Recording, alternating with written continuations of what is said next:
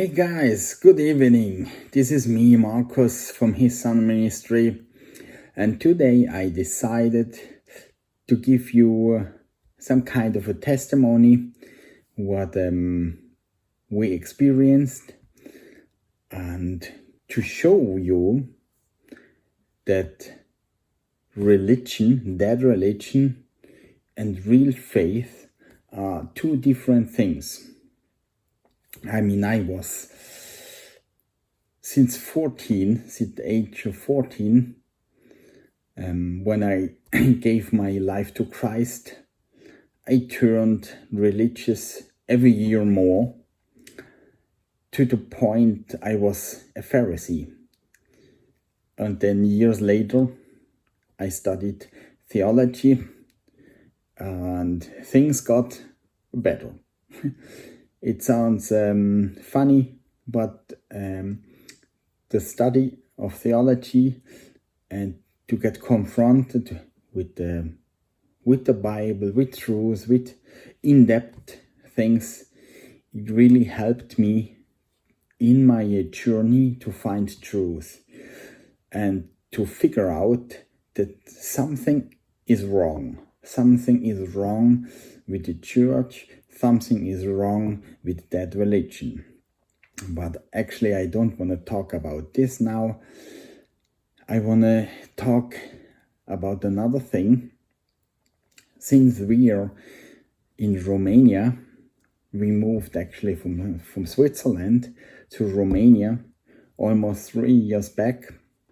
Since we are here, I can at least 5 major thing I could tell you, but one is doubtless the greatest, and it's the thing when I came back from clinical death. Yes, I was clinically dead. I was 2018, and it was, let me think, it was March 10th, 2018. I was brought into the emergency room. Actually, I don't know if I was already in the coma or not. I can not remember a lot of things, some scenes, but I knew when I was put into an ambulance, and one sense I have before me, I don't know how much time it passed. I had a strange experience. I had an out-of-body experience. I was laying down on the hospital bed, 5 physicians around me, and I saw the thing. Here was the bed, and I was with the back towards me who was some around here, and I was showing to my body, and I was seeing my back, and here there was pulling a needle inside of me, in my body, and I could actually explain it to my wife, who has seen it with her eyes, and I was there in the coma, gone somehow. I mean, the picture was gone, but I was still there.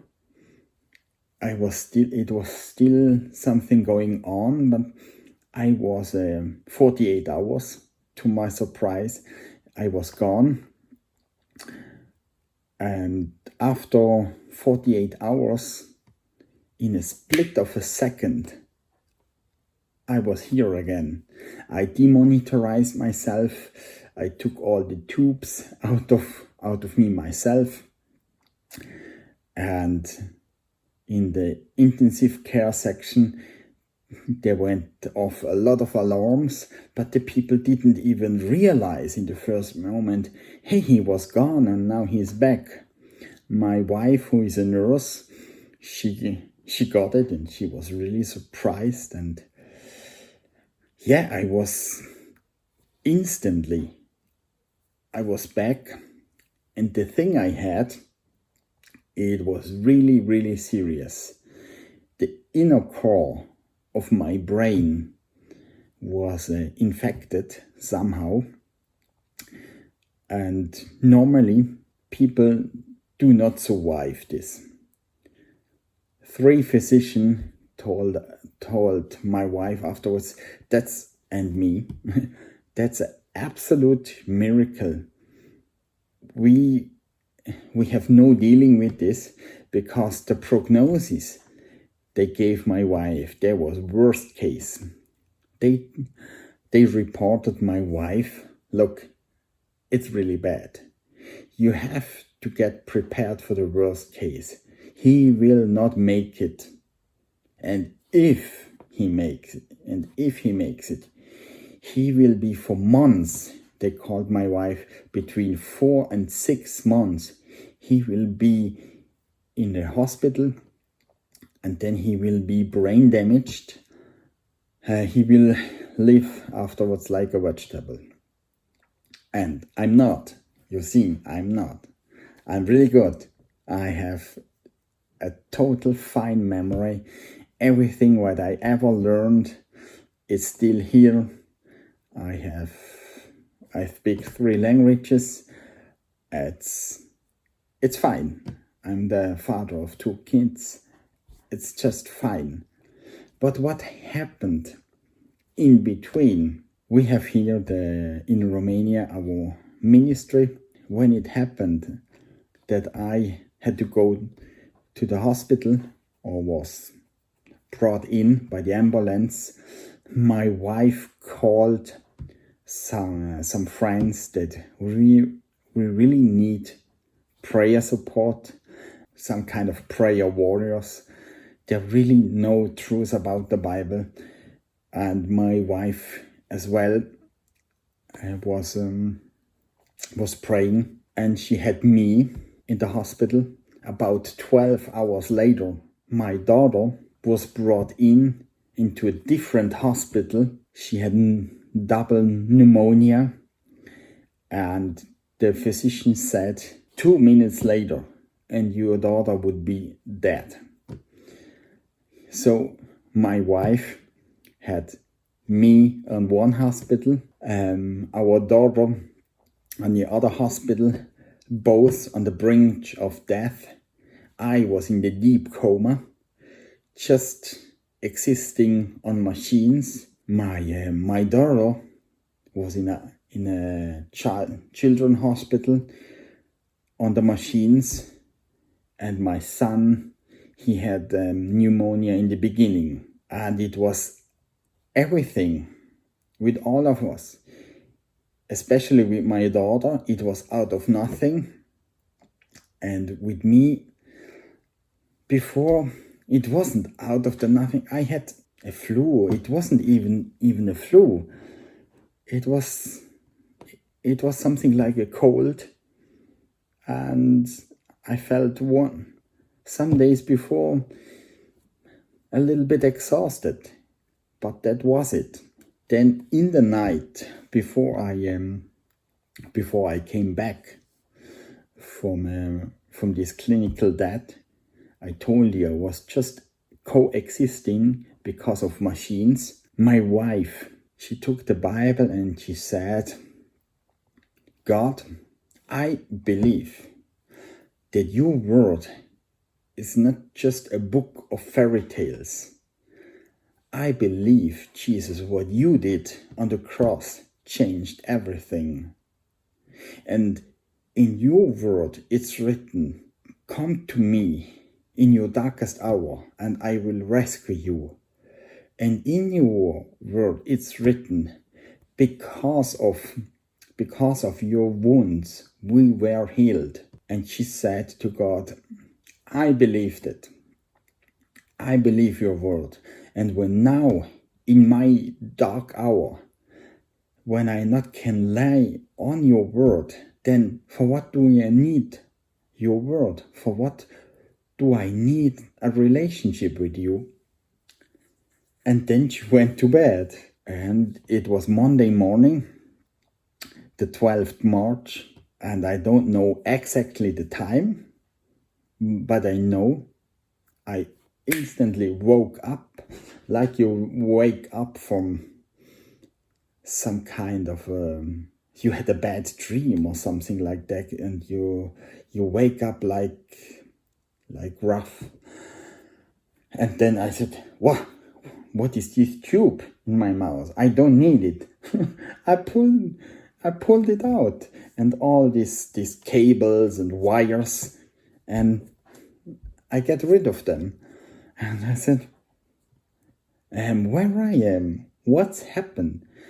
I was totally here, totally normal. I was instantly good. And that's because of prayer. I'm no doubt of it.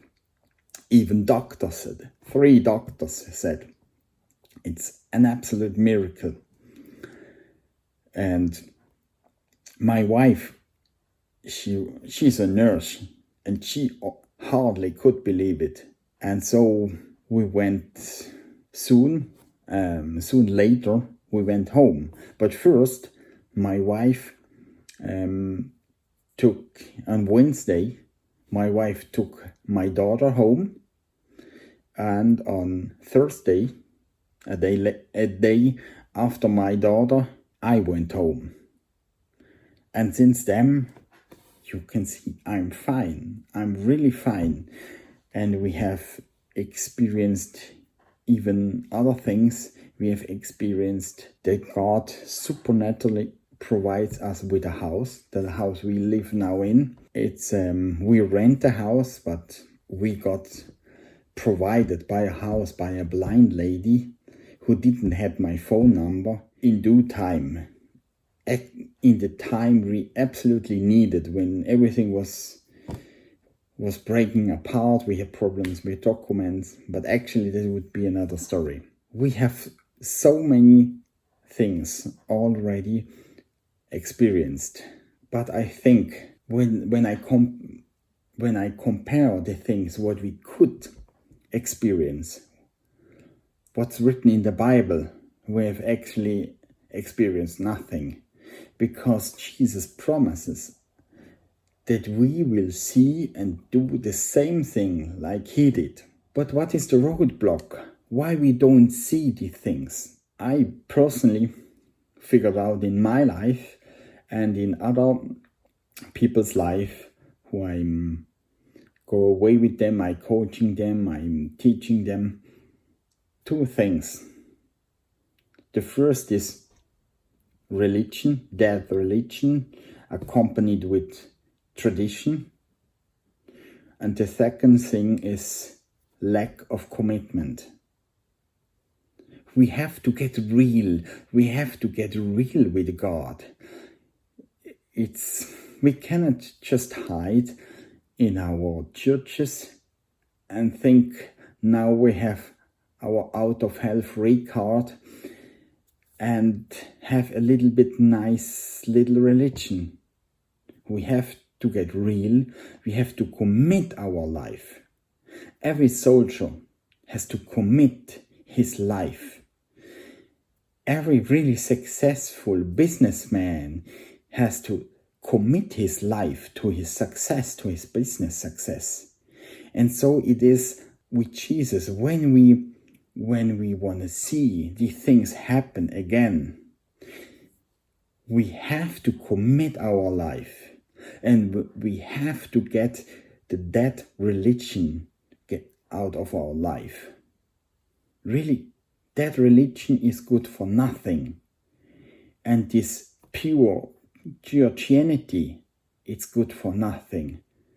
Because we are not just called to go to church. We are called to be the sons and daughters of God, who change this world, who make this world a better place. We are called to be great in this earth. Yes, but we have to get real. We have to find our identity. I mean, this experience it really did change my life on one hand, but on the other hand, it was actually a proof what I already believed before. It's so great, and it's a privilege that I could have this experience.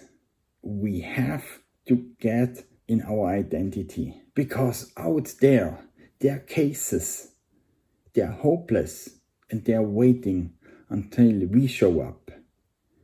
I can give you an example.